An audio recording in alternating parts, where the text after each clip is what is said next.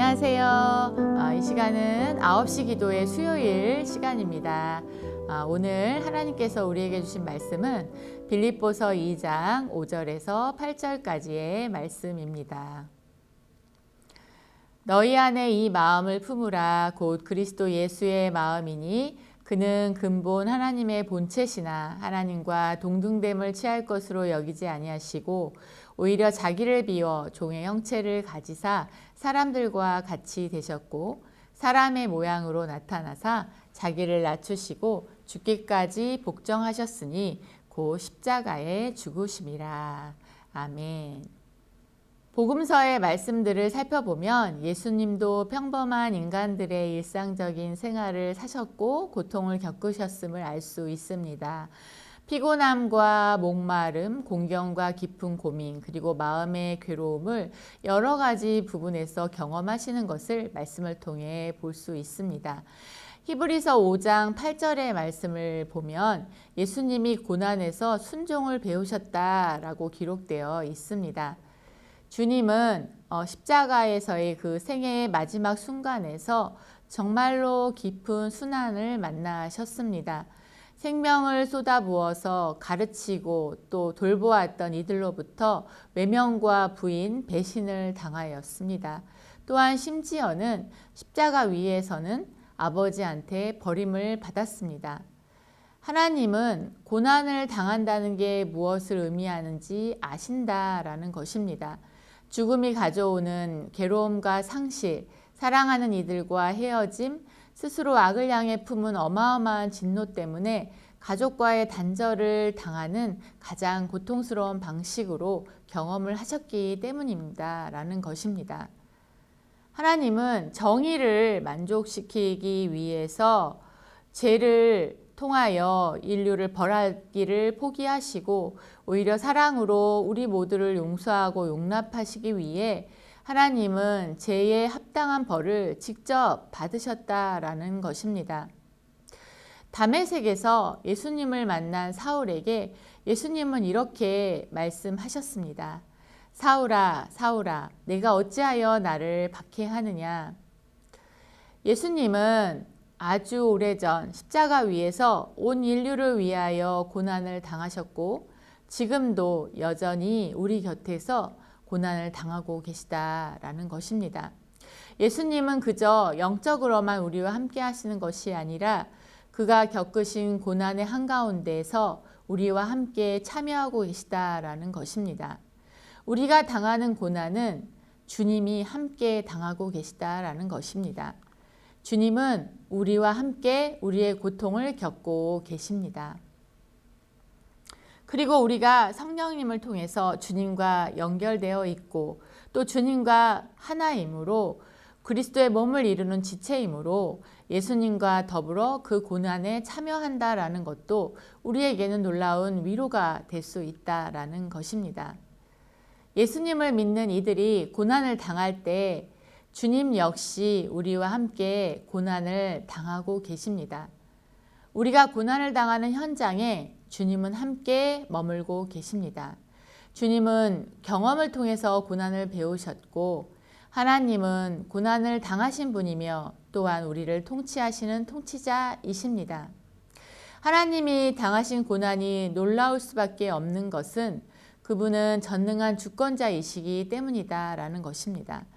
하나님은 주권자이시면서도 고난을 받으셨고 그렇기 때문에 고난에는 늘 의미가 있음을 받을 수 있다라는 것입니다. 심지어는 우리가 고난의 뜻을 전혀 알지 못하는 그러한 상황이 올 수도 있지만 그러한 때에도 누구보다도 더 깊은 고난을 당하신 주님을 신뢰할 수 있다라는 것입니다. 주님이 십자가 위에서 우리에게 믿음을 주셨습니다. 주님이 십자가의 고난을 당하심으로 우리가 주님을 믿을 수 있도록 인도하셨습니다. 그래서 우리는 마음껏 그분을 믿고 의지할 수 있습니다.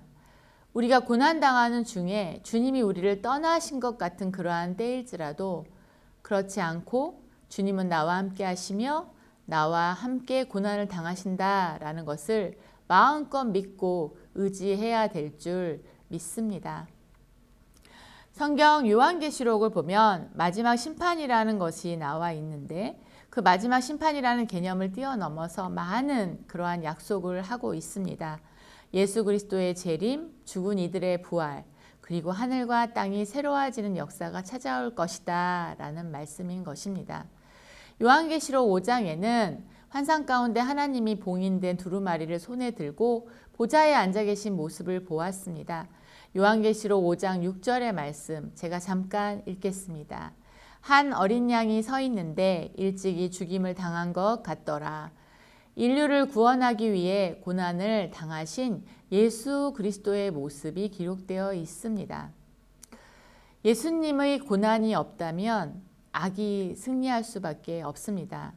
그런데 그렇게 되면 정의로운 하나님을 통해서 우리 인류는 파멸하고 말 것입니다.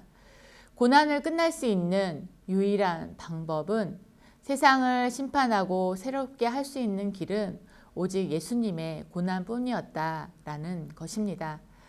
기독교의 신앙은 고난의 이면에 숨은 하나님의 뜻을 낱낱이 설명할 수 있다고 말하지는 않습니다. 그러나 언젠가 우리의 인생의 마지막 순간, 또 우리가 하나님을 만나는 순간, 그리고 우리가 살아가는 순간순간 이 고난을 통하여 우리가 무언가를 아주 의미 있는 것을 성취할 것이다 라는 약속을 하고 있다라는 것입니다. 십자가는 지난날 갈보리에서 악의 패배를 보증했지만 다른 한편으로는 만물이 새로워지고 모든 눈물이 씻겨나가는 놀라운 승리의 날이었다라는 것을 여러분과 제가 기억해 볼 필요가 있겠습니다. 사도 바울은 이렇게 얘기했습니다. 피조물도 썩어짐의 종노릇한 데서 해방되어 하나님의 자녀들의 영광의 자유에 이르는 것이니라 라고 가르칩니다. 성도 여러분, 우리의 고난에는 분명한 의미가 있습니다. 우리의 고난 가운데 주님은 함께 동행하십니다. 이 고난의 시간이 끝날 때 우리는 분명하게 새하늘과 새 땅, 하나님의 온전한 응답을 듣게 될 것입니다. 오늘도 그 말씀의 힘을 얻고 새 힘을 얻으시는 귀한 날 되시기를 바랍니다. 말씀을 가지고 이제 기도하도록 하겠습니다. 하나님의 뜻에 순종하시기 위하여 자신을 내려놓고 겸손한 마음으로 복종하신 주님을 따라 우리 자신의 뜻을 내려놓고 하나님의 말씀에 순종하는 그리스도인이 되게 하옵소서.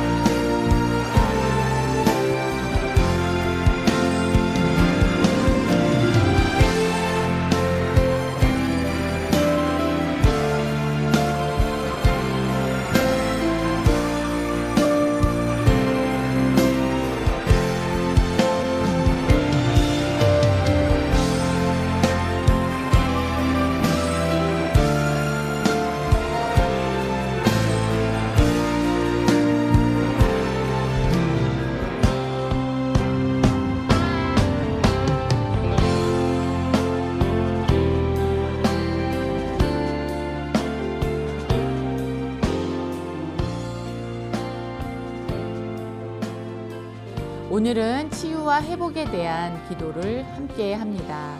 연약하고 힘든 부분들이 회복되도록 깨지고 상처 입은 마음이 그리스도의 사랑으로 나음을 입을 수 있도록 기도하도록 하겠습니다.